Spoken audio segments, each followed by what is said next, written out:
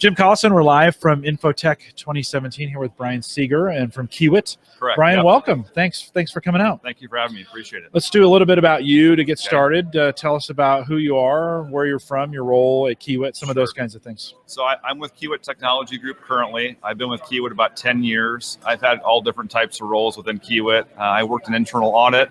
I worked as part of a process improvement project to implement SAP. Other technologies, I worked out within the business, a business unit in Kansas City, Kiewit Power Constructors for about 2 years. I've been in my current role for 3 years. So in the technology group, we partner with the business to solve business problems that they have. Mm-hmm. And so my particular area of influence is really HR, payroll, and finance, but I've been trying to kind of broaden out and kind of learn more about what we're doing with HoloLens, drones, and things that impact our operations. It's not core to HCM, payroll, and finance, but those are odd bedfellows a little bit. That's correct, yeah. You know? But we've got a great group that's been doing a lot of that work, and our technology group is really excited about where we've come in the last 3 or 4 years in terms of I always say partner, but we work with the business. Without the business, in our business, for those that don't know about Kiewit, engineering construction is the lifeline of our work. And so anything that we can do to make their lives better, more productive, give them better information, we'll all be in good shape. Yeah, we all know Kiewit and Omaha pretty well, but outside of Omaha, chances are you've driven across a bridge that's been built by Kiewit or a building that's been built, correct. A road construction. We do engineering, all types of construction. So you mentioned highway, power plants, vertical building, wastewater treatment, you name it, we've done it. Yeah. And we're fairly, our headquarters is in Omaha. We're fairly decentralized in terms of we have operating districts, we call them, throughout the U.S. and Canada, even Australia. And so they really kind of operate, obviously with the same core values and principles, but they get to know kind of that community. They establish themselves. They know the market. They know the demands, relationships. So they're kind of their own competitive business units, all under the overall governance of Kiewit. Yeah, all the Kiewit umbrella. We're super proud of Kiewit. It shows up all the time in Omaha stuff, and you guys are good friends to the city of Omaha and what we do from a community standpoint. So you can thank the group there at Kiewit for doing that. We always appreciate that.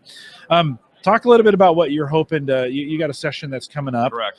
Talk a little bit about what are you hoping that folks walk away with? So what we're trying to do is that we've been using HoloLens, drones, and some other technology as it relates to our business. And so what I'm hoping to do is, it's not a seminar or an infomercial for the technology per se, but trying to use our business as a backdrop to kind of help resonate the use cases that we've come across, some lessons learned that I think may apply to those that aren't in engineering and construction, because I'm sure that's a limited audience here. But I think it's nice to have a tangible business process to kind of apply the technology to. And I'm hopeful, it's right after lunch, so we'll see how that works, but hopeful to have some interaction in terms of we're not the only ones that have touched HoloLens or used drones and some other modeling that we're doing, but to have a little bit of interaction there and get some information from them. But the lessons learned piece, I think, will be, it's just our perspective, our opinion, but hopefully it generates some conversation and ideas. Yeah, when we think of drones and large-scale projects, that makes sense. So let's hold that for a second. Sure. I think most people go, HoloLens what? It's a very specialized, when you think about mixed reality, and it's got great promises when it comes to gaming. It does. But that's what most people know it for. So I'm super excited that you guys are thinking about it. When you think about how HoloLens could change Kiewit, how it could be used, what are you seeing? What are the applications? Yeah, if you talk about, and I touch on this just for one slide, because I don't want to lose the audience, and just the construction aspect of it, but we have different phases of a construction project. And so you obviously have to get a project to build a project. And so in that pre-construction estimating side, you think about the marketing potential that's there. You think about a presentation to a potential client in terms of, I'm able to take the specs that you gave me, I can show you my project team. I can show you plans that we've got. I can show you the model from the ground up. I can take you within the model. You can experience kind of our vision for that building and how that's going to work. Of course, you have to have the HoloLens now to wear that and experience that. But over time, if it takes off, you can see that no different than a laptop or a iPhone that we all have, or some kind of a device. Yeah. That's just from the marketing standpoint. When you go to actually build the work, then think about conversations with subcontractors or people that you work with that theoretically you wouldn't have to go to site for every single conversation about where utilities are, different options that you have, to build the space. In the session, we'll use a vertical building. It's a $72 million redevelopment project in Denver. It's a real, live project as kind of the backdrop for the summary there, and kind of take them through. Have a short video that we just pause at certain points to kind of show them with voice commands what's possible with HoloLens. Yeah, I love that kind of pre-sales idea too, of if we want to envision what something could be, what a better way to do it than to put on, a mixed reality device of some sort, and then both be able to interact with the physical plant that's there, and then overlay, this is what it will look like in the future as they're seeing through. Is that kind of what you're envisioning? That's correct, and it really brings it to life. I think that it will take some time to get to where we're having really detailed conversations about the model or what we're building, but just an overall awareness of the concept makes a lot of sense in the short term. I think as people adopt the technology, the sky's the limit in terms of what we could do with it. Yeah. We actually we'll talk about the drones later, but the ability to take some of the photographs from a drone, take some photogrammetry, put that together in an actual live kind of simulated job walk. You think about how that could change our business. So much of it is people wanting to come to the site to see what's being built, both to be reassured about how it's being built, the progress, to see and feel and touch the work. If you could bring that through the HoloLens, you're talking about just soft cost savings and not traveling, but you're really able to kind of enrich the experience for someone who can't be at site all the time. Yeah, it's a great way to get people involved who may be in another country to be able to interact directly with that, right? Are you HoloLens is not for the faint at heart? Do you have a partner that you're working through? So we've partnered with Microsoft. I believe we were on the kind of the forefront of having those devices within Nebraska. I know this is a national audience, but we own 7 devices right now. We've worked with them since April of 16. We've tried to kind of make the road shows throughout our districts to see what's possible. One of the lessons learned that you mentioned too is that we realized very quickly that we needed to kind of broaden our thinking in terms of what HoloLens lends itself well to. You can't think about just Microsoft documents or Excel documents or just flat data and charts that have no dimension to them. And the skill set required to kind of get those things going. You talk about the Unity gaming background is particularly helpful in this space. And those that have that are very excited to kind of be able to use that kind of beyond a gaming enterprise, but really transition it to a business need that we've got. Yeah, no, right on. The other use case I've seen that from Microsoft is an engineer who might be, or someone who's trying to fix something, being able to put a pair of and then because the building specs are loaded in, it will show you where wiring and piping is behind the walls. Is that something you guys have looked into so far? It is, yeah. I would say that some of the early stuff has been on that get work marketing side, but you're correct. I know other industries are using it for training medical students or training optometrists to kind of look at the human eye and kind of interact with things like that. And so you could see where mechanics, you could see welding, all types of things where you can actually bring someone within that experience. Yeah, I just would think it'd be dynamite. I think about a building like this, and if I need to know if I'm getting ready to do something on this building's been around almost 5 or 6 years. Nobody remembers where stuff is at, and so to be able to get a physical blueprint laid across what I'm currently looking at, I think would be super helpful, especially remodels, major construction projects where we're adding on some of those kinds of things. Well, we talk about that in the session where we kind of just take a coffee shop that's part of that building, that's part of the redevelopment effort, and we walk them through and we overlay the utilities and we pull them back out. We walk them through that you could do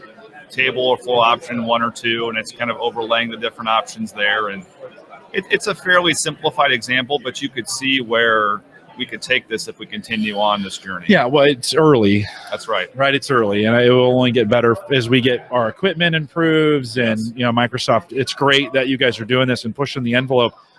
When we think about drones, so we add drones to the equation, remote flybys and flyovers, are those some things that you guys are thinking about? Correct. I mean, it's even as small as we used to have to contract third parties just to take site project photos for us. And so the example that we use in the session is a a $515 million power plant in New Carlisle, Indiana, St. Joe Energy Center.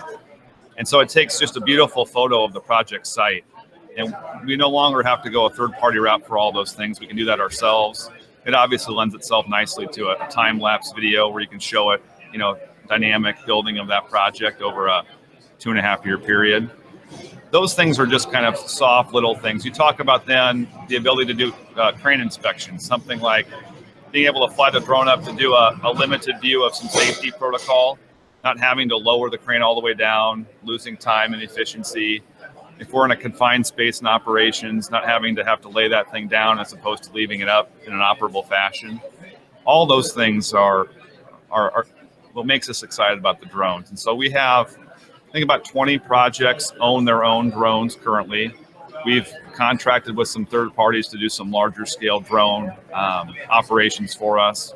And we're actually have an NDA in place with a company called Reconstruct to look at some of that photogrammetry a little bit more, taking your building information model, taking your schedule, and taking the photos and putting that together in a powerful package. Yeah, I've watched a lot of private drone owners have kind of got into the business of filming a lot of really cool footage. Yes.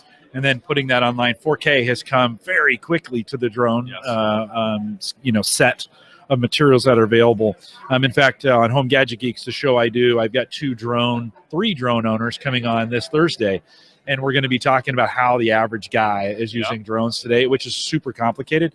Real estate is taking advantage of this, of being able to do a flyover of somebody's home. Yes. So that's pretty cool. Have you done much work? You'd mentioned time, where you're taking pictures in increments of time. Have you also done some things where the drone automates itself to go out and run the same pattern, or look at the same, or doing some inspections in areas where it's hard to reach? Those not so much inspections, but in terms of that, where we have a power plant, for example, where it's a large project site, but it's not a highway that just extends on for miles and miles and miles. But you can take advantage of programming it to cover that confined site and doing some of those site project photos with it. Yeah, I think that's kind of where we're at right now with it. But again, the sky's the limit. I would just think that automated piece of it, 9 o'clock in the morning, that drone takes off and it does its rounds, and then it docks and it downloads all that info, and then it runs again at 4 or whatever, And one of the things we're going to talk about too, and I'm curious what the audience thinks, but I think initially and even now, whether it's personal use or business, drones they're cool, they're fancy, people are excited about it. But you have to look at what information do you need, what problem does it solve, how frequent of information, it's only good if you could take action on it or react to it as a business standpoint. We're trying hard to not become necessarily experts in having to operate the drone. That's a skill set you can go out, you can get that, but knowing what information is impactful to our business. And I think everyone in that audience in there can think about whatever industry they're in, less about, there's so much regulation with the drones. And for us, we have to think about what state are we in? What are we building next to? Are we next to a government agency? Are we doing airport work? Not anyone can just go out there and do it. So if you think about the data parts of it and how you can react with the information, that's one of our lessons learned, is that don't get too carried away with how fancy the drones are and the neat parts of it. That can be on Saturday and Sunday, but think about the data that you can do and use with it. Well, and you also have to think, the durability. If this thing is in the air flying all the time, that it's going to take a little more use than your hobbyists. Although some of these drones, these hobbyist drones, amazing. Very expensive. It's amazing. Yeah, but you almost have to think about construction grade. The equipment that your folks use to build these is not what you find at Home Depot. That's right. Right? And so you're also probably paying a little bit more to make sure it can survive. That's correct. Have you had to work much with the FAA as we think about, being in the air, and you mentioned government? Yeah, we've been trying to establish best practices throughout the company, no different than any other compliance area, whether it was, equal opportunity employment or any other compliance, environmental things that we do. And so we've established some good rigor around, having discipline within our organization, not that with the decentralized model that people know that you just can't go out and buy this off the shelf or buy it through manufacturer and think you can go out the next day and do it. And so we have people that can help give those best practices within our organization for some guidance. Yeah, our keynote, John Rossman, this morning, talked about Boeing. It was one of those selling their engines as a service. Yep. How realistic for you guys? Like, you don't want to be a drone owner. That's correct. Drones as a service, is that something that you were they would lease drone time out to you? You know, it's I never say no to a potential idea that hasn't come up right now. Okay. But I think you raise a good point. Initially, I think we need to continue to challenge ourselves to think beyond, just the today and now, what's possible long term. Yeah. We think more about engineering and that skill set as more of a marketable feature or project management of a construction job, potentially externally, than we do about the drones and listing that to the outside market. It's an interesting topic. Yeah, and the drones almost just become a crane or a bulldozer, or right. It just becomes part of the project manager's tool set to be able to do whatever he needs to do to make sure the construction is done with quality or it meets specifications, right? That's right. That's correct. I mean, there's nothing more important to us than safety. And so we're trying to look at ways to, whether it's the photogrammetry with surveying and making that a more safe, safer enterprise. We talked about the inspection angle of that, that I think it's limitless when it comes to safety. And then when you talk about quality and obviously on-time delivery, to have a happy customer to meet our contractual end dates, those are all things that can help us. Yeah, no, very cool. Have you guys, certainly you've been using, when we think of drones today, fixed propeller type drone. Have you done any work with the drones that can fly farther, higher, when you think of the large scale freeway or whatever those? For those, we've kind of gone more the third party route for now, kind of trying to limit our investment in terms of, getting too carried away with it. Yeah. But I think that there'll be time for that as well. Yeah, I think that's another interesting, where drone as a service comes in, because they are fairly expensive, and yet you can land, take off from just about anywhere, as well as get much higher, and the aerial photography on those is pretty amazing. That's right. Probably we'll see Google move to that model eventually for a lot of their aerial photography. I would think so. Yes. Yeah. Well, anything else in your session? We talked HoloLens, drones. Anything else you're highlighting? We talked about, now we don't know a lot about it quite yet, but DAQRI Smart Glass. And so when you look at what HoloLens provides, it's a similar type of business need that they're trying to fit, but it's a little bit more industrial in terms of how it's built. So when you look at that and the smart helmet, now that I believe those come out June of this year. We've got a couple pre-orders for those. I show a couple pictures. We talk about what's possible. Can you talk a little? You said smart helmet. What separates that? Why is that smart? Well, from a safety standpoint, I mean, it is an actual helmet with the holographic frame on the front. I admittedly don't know a lot about it quite yet. There's marketing material out there that people can consume. So I don't talk about lessons learned or personal experiences there. It's more of an awareness. Yeah. If there's people in that room that in their enterprise or industry may have a need for that, something to look at.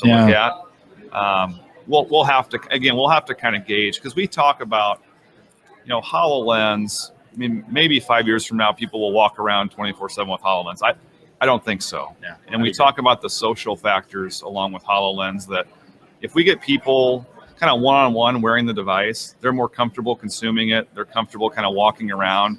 If you have a group of people, it's interesting that they put it on, and after 30 to 45 seconds, they kind of want to take it off. It's a little bit awkward for them. I think right now it's a tool that we use for business, no different than your laptop. It's not something that meant to be, Google Glass has, depending on how successful you feel like that has been, that was kind of more marketed around, I'm kind of wearing that a lot while I'm doing my work, but you're not sure if they're looking at you or something else. Right. And there's some awkwardness there. And this is not a technological discussion. It's just that some of those social factors, we'll see where these things go long term and see kind of where, what role they play in our use of them. Yeah, that's great insight. We wouldn't carry our laptop around. I wouldn't, it would be awkward if and I do this at work. Yeah. But I wouldn't do this in public. I wouldn't just walk around with my laptop. Oftentimes when I go from meeting to meeting, I don't want to shut it. I've been the same thing at lots. So you just kind of carry it around. I've sometimes even carried it like this. But you're not typing or you're not moving the mouse. But sometimes I have. That's odd. Like, people are like, come on. Now, however, we're breaking the barrier down with our phone. How often do you see people? Now, you would never do this at Union Pacific. They have various rules in their organization. You can't walk around and look at your phone. Safety, from a simple safety standpoint. Yeah. Which I think is great. I'm sure you guys have some similar safety rules, right? But that's becoming more and more common. So I'm wondering, will we see a similar phenomena happen with wearables where it eventually becomes, it always starts off being weird and then it gets necessity.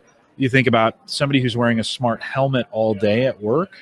It doesn't seem so weird to, you know. It may not. We'll have to evaluate how it compares to a normal hard hat and those types of things, compression testing and all that. But it may not be as weird in that environment. I mean, even Bluetooth technology and those things, those were a little bit odd initially. And now it's very accepted. Or people at the grocery store are walking around with headphones constantly. Yeah, well, I think of a pilot.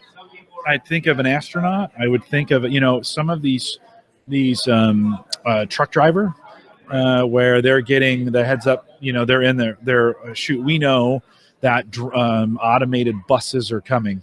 And so, you know, there may be a step where eventually, you know, we're in the car with a headset and we're seeing things in real time, but still seeing through them to know where we're at. I mean, think how productive we could be if I could be reading my email in the car while the car is driving itself. So there's it's exciting times. I think there's some great stuff coming. From that standpoint. Exciting. So good. Well, hey, this is very, very interesting. Like, you don't necessarily, when you think of a construction company or even a Union Pacific, a Kiewit, being on the forefront, you would expect that HoloLens to maybe be at Skyview or some of those gaming companies, and yet exciting to hear you guys have purchased 6. We've got 7 of them. But really just trying to stay ahead of, you know, our business is evolving in all different, you know, whether it's how we build the work or operations or those types of endeavors that are a little bit more core to what we do. But technology can become a real enabler for us. It won't recreate the good people that we've got or lessons learned in terms of how to build work or relationship with owners, but it can help supplement. Well, it can make a difference in making people more productive or making them safer. Train engineer would be another, where they could see ahead and combine that with a drone that's flying overhead and kind of tracking what's going on the track ahead. There's some real world examples of how you take these technologies that are a little nichey today, I think, and make them real world. And hopefully that resonates with the audience, so they're able to kind of, yes, it's a little bit focused on the construction piece, but they can go back and apply it and learn something. Well, for anybody who missed your session, a little recap of it here, I think, equally exciting. So, Brian, thanks for taking a few minutes to be with us. You bet. Hang tight for just one second. If you're watching live, just one left out there. We'll come back in the afternoon. If you look on the video window right below you, we'll be back here, I don't know, 2:30, I think, is when we're back Central Time for more video and a couple more interviews. So thanks for watching.